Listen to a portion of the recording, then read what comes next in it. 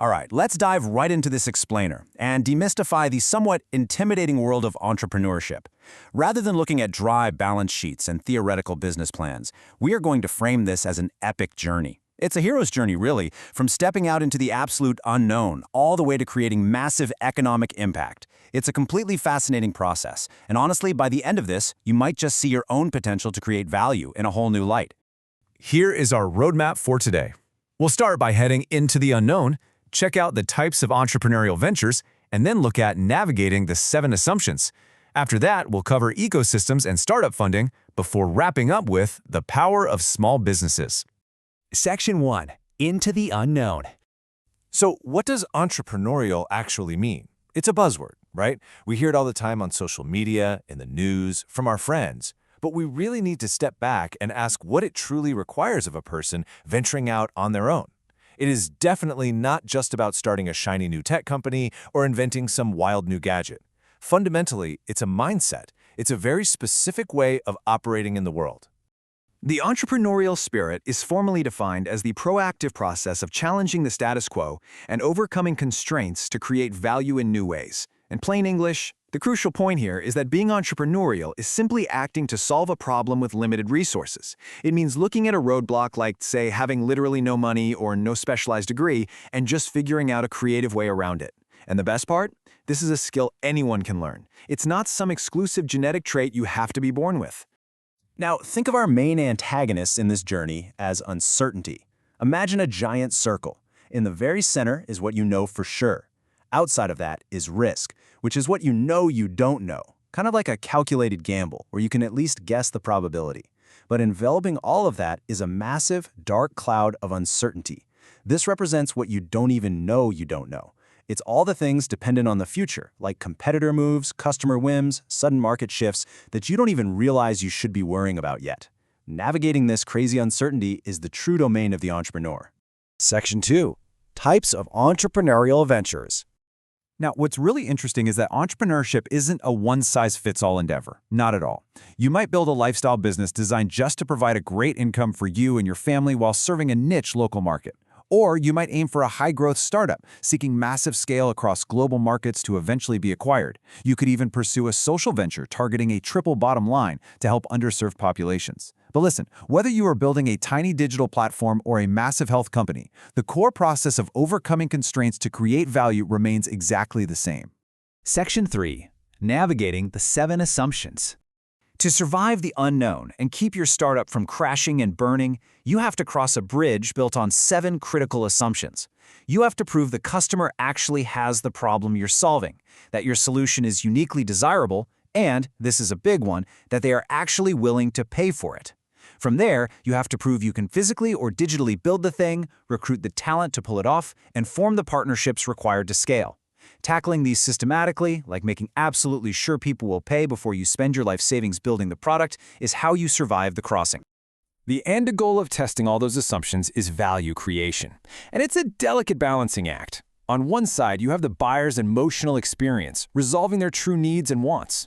On the other, the seller has to generate profit while managing the cost constraints of creating that value. When you validate your assumptions, you find that perfect sweet spot in the middle. You find a price that makes the customer genuinely happy and keeps the business totally sustainable. But how do you actually validate all this? Well, you talk to your early adopters. These are the people actively trying to solve the problem right now with their own time and money.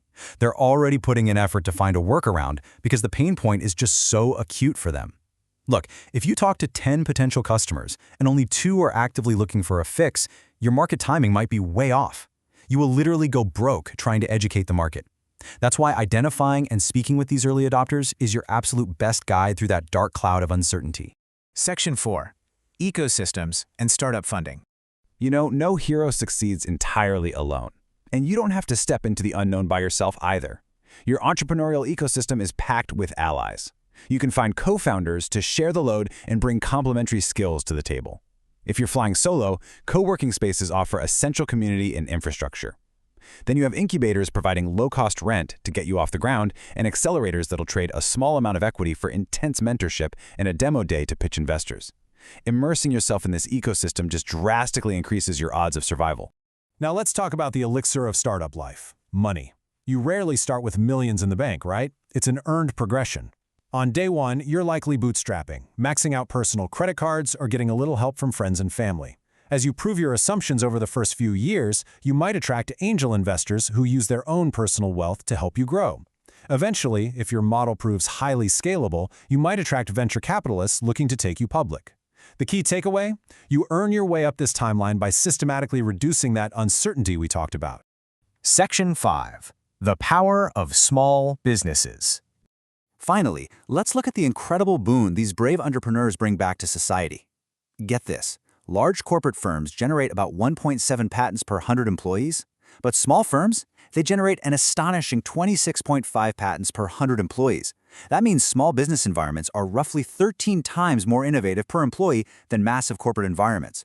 Without all that heavy bureaucratic red tape, entrepreneurs can move fast, test ideas rapidly, and literally invent the future. And hey, it is not just patents. Small businesses generate a staggering 47.3% of all jobs in the United States. They are out there hiring, expanding, and keeping the workforce incredibly dynamic. While big corporations might grab all the flashy headlines, it's the millions of small ventures that act as the absolute bedrock of the economy. Beyond just creating jobs, entrepreneurship provides a massive societal boon. It sparks radical innovations. Things like DNA fingerprinting, the airplane, overnight delivery, those all started as small business ventures.